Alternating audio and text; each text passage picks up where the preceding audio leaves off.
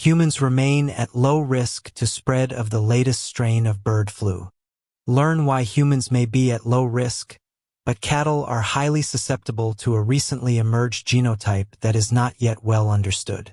If you think of bird flu as a stew, it appears that the latest batch has been simmering on low heat for a few years, at least for humans. Could it boil over into a pandemic? Although there has been a slight uptick in human cases since the avian flu subtype named H5N1 appeared in North America about 4 years ago, science suggests that a full-fledged human pandemic is unlikely. There's no human-to-human transmission, said Demetra Daskalakis, a U.S. Centers for Disease Control and Prevention, CDC, official, at a joint news conference with the U.S. Department of Agriculture, USDA, and the CDC.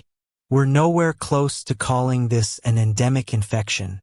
At the time of the news conference in December 2024, there have been 61 reported cases in humans.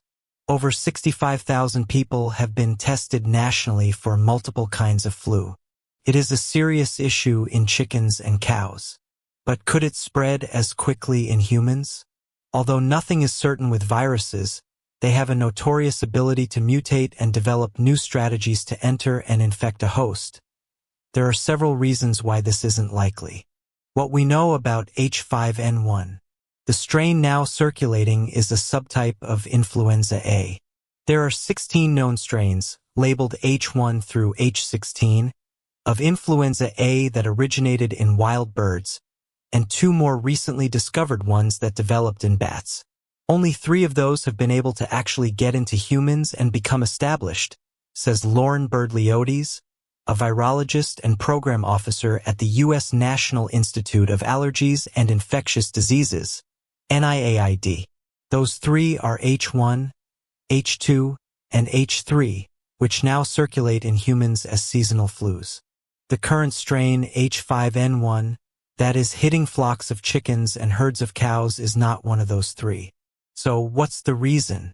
Barriers to entry. All viruses use 2 mechanisms to invade a cell. First, they must bind to a cellular receptor. Think of this as a lock and key situation. The receptors, akin to keyholes on human cells, aren't great matches to any of the subtypes keys higher than the H3. So, although an occasional virus might slip into a human, widespread infection appears unlikely.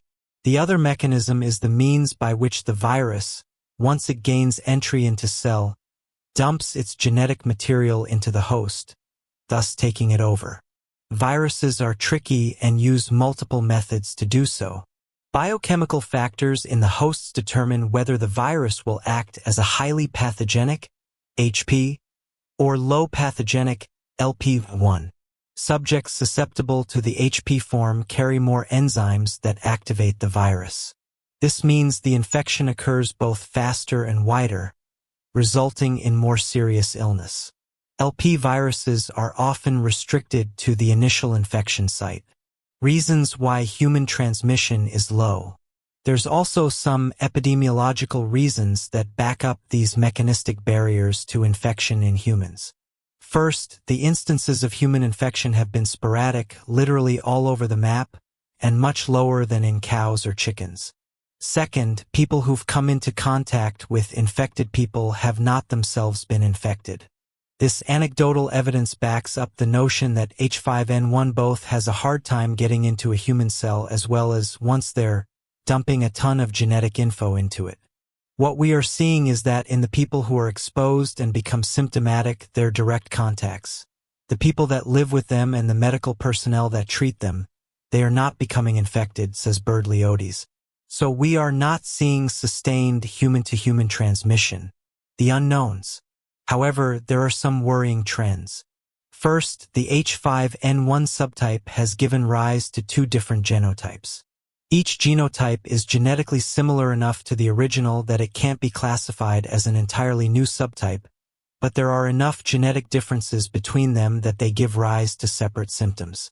Scientists have so far not fully characterized either genotype, but there are some significant differences.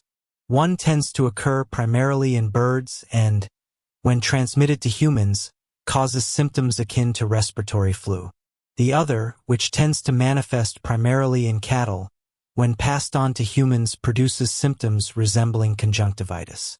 The emergence of this virus in cattle is perhaps most concerning.